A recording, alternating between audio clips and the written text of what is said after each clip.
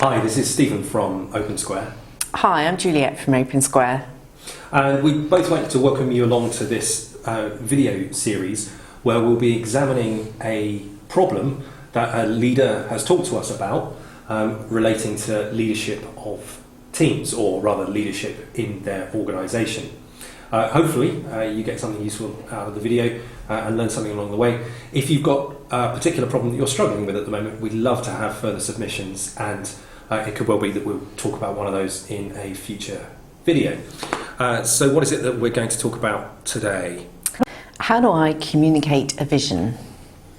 How do I communicate a vision? Okay, let's make the assumption that they understand what the vision is in the first place. And they've got a team. And they've got a team, and they just want to make sure that that vision gets out there. Okay. I'd say one of the first things to do with any kind of communication is stand back a little bit and say that no two people, or rather in a group of people will hear and pick up and learn messages in a different way to each other. So one of the mistakes, unfortunately, when people communicate vision or understanding of anything, normally that I see, is they'll communicate in one style. They'll communicate for people that like data this way, most likely because that's the way that they want it for themselves, and they then don't do anything else. So that's probably tip number one. If you're trying to communicate a vision, think about your audience. So one simple example of that, if you've got, you will likely have people in your team that think, or rather like data in communications.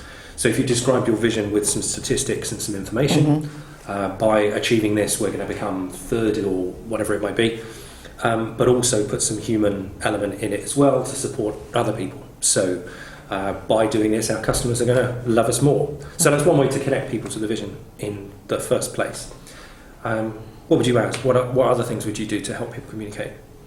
I think I'd probably say not to get too hung up on how you're communicating the first time, and ask for some feedback and make sure everyone understands. So try and engage with the audience and have a two-way conversation about it. Brilliant. I pick up on one point in there actually, which is about first time. That's another definitely critical mistake, is to try and communicate anything and believe that it's been heard for only communicating it once.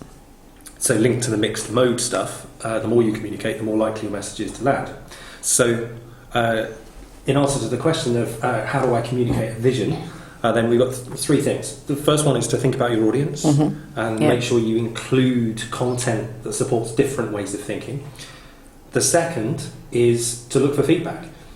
The first time you talk about it, it may not land. People may not understand. You can ask people to play back what they think the vision is and therefore adjust your message. And then finally we said, make sure that you communicate that vision more than once, or in multiple times in fact, and keep talking about it, and that way you've got a higher probability of it landing. Yeah, absolutely. Develop that language around it, make sure it's a repeatable action. Hopefully that was a useful view and might help you when you're out there trying to communicate vision to your teams or your organisation. As we said at the start of the video, if you've got a challenge, a leadership challenge that you'd like us to talk about and hopefully provide some insight and some tips to help you with, pop a comment below the video and you could well feature on a future video. Thank you very much, and bye-bye. Thank you.